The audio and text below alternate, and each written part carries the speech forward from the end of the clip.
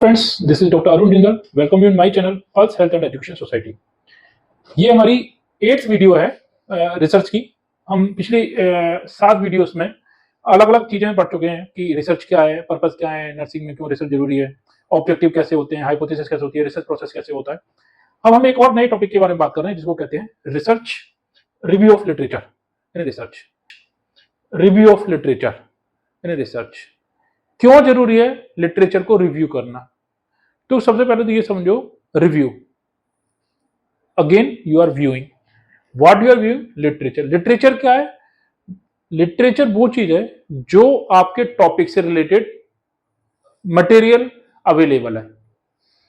अब ये मटेरियल कैसे अवेलेबल होगा इसके बारे में हम थोड़ी देर में बात करें। पहले तो हम ये समझते हैं कि ये रिव्यू ऑफ लिटरेचर क्यों जरूरी है। तो सबसे पहली चीज तो ये रिटर्न समरी है आपके टॉपिक के बारे में, जहां से भी आपको ये अवेलेबल हो जाए। और क्यों जरूरी है, पर्पस क्या है इसके? पर्पस इसलिए जरूरी है क्योंकि आइडेंटिफाइंग द रिसर्च प्रॉब्लम है रिफाइनमेंट।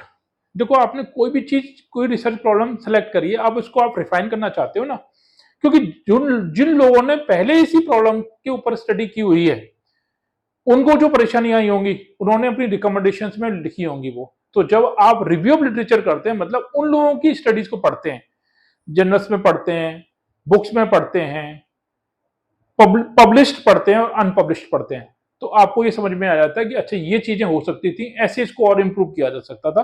तो आपको एक पाथवे मिल जाता है फॉर गोइंग अहेड। ये आपको एक ओरिएंटेशन भी देता है कि क्या क्या चीज की जा सकती है, और ये आपको आपका रास्ता भी क्लियर कर देता है कि how you can go ahead with the same problem. अब नाउ लेट्स अंडरस्टैंड कि कहां से आपके पास रिव्यू ऑफ लिटरेचर हो सकता है। तो देखो, रिव्यू ऑफ लिटरेचर के लिए आपको सोर्सेस जिसकी हम बात कर रहे हैं, ये कहां से आएंगे? ये दो तरह के सोर्सेस हैं, जैसे मैंने आपको समझाया कि प्राइमरी सोर्स और सेकेंडरी सोर्स। अब इस चीज को हम समझते हैं, प्राइमरी सोर्स का मतलब क्या और सेकेंडरी सोर्स का मतलब क्या है। प्राइमरी सोर्स वो है जो फर्स्ट हैंड इंफॉर्मेशन है आपके। सेकेंडरी सोर्स क्या है? ये फर्स्ट हैंड इंफॉर्मेशन नहीं है, ये किसी और से हमें पता लगा। इसको बड़ा अच्छे से समझने की कोशिश करते हैं और सिंपल वे में समझने की कोशिश करते हैं।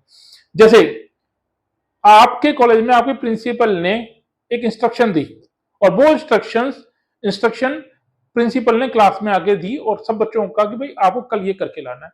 तो ये आपके हो गई प्राइमरी इंफॉर्मेशन की डायरेक्ट इंस्ट्रक्शन मिली from the principal and you started doing that.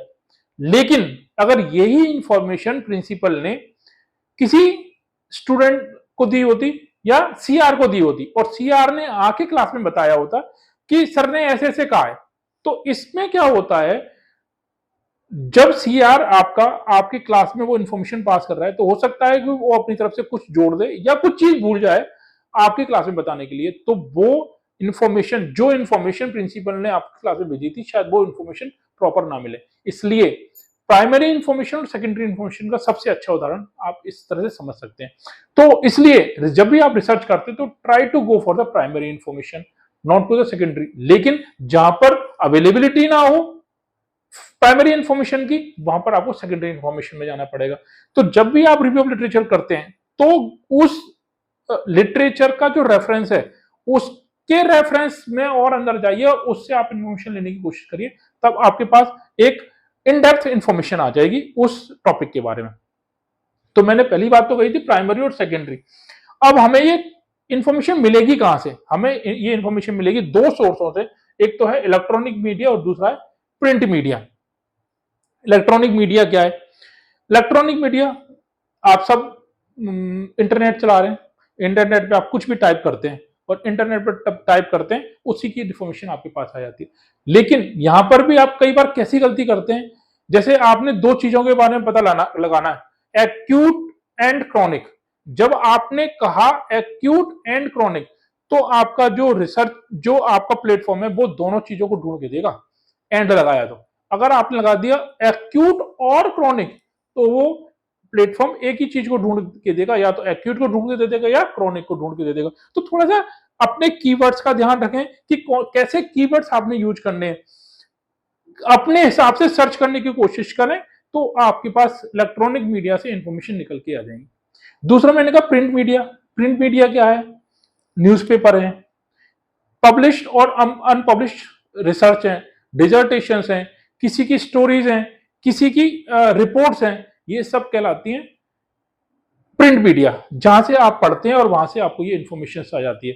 तो ये इंफॉर्मेशन भी आपके लिए यूजफुल है। गवर्नमेंट ने कोई सर्वे कराया, उसकी रिपोर्ट्स हैं, किसी डिपार्टमेंट की रिपोर्ट्स हैं, तो ये सारी रिपोर्ट्स को जब आप कंबाइन करते हैं तो वहां पर आपके पास एक इंफॉर्मेशन निकल के आती है, वो प्रिंट मीडिया से थ्रू निकल के आ सकती है। मैं इलेक्ट्रॉनिक मीडिया की बात कर रहा था, तो कुछ इलेक्ट्रॉनिक मीडिया तो आप गूगल सर्च कर सकते हैं या और सोर्सेस के थ्रू कर सकते हैं, और कुछ ऐसे प्लेटफॉर्म भी हैं जो सिर्फ नर्सेस के लिए बने। जैसे मैं कहूं सिन्हाल, सिन्हाल के थ्रू आप जा सकते हैं, या किसी और इंपॉर्टेंट जो क्या कहते हैं डाटाबेस है उसको आप यूज कर सकते हैं। मेडलाइन है, मेडलाइन को आप यूज कर सकते हैं, है ना।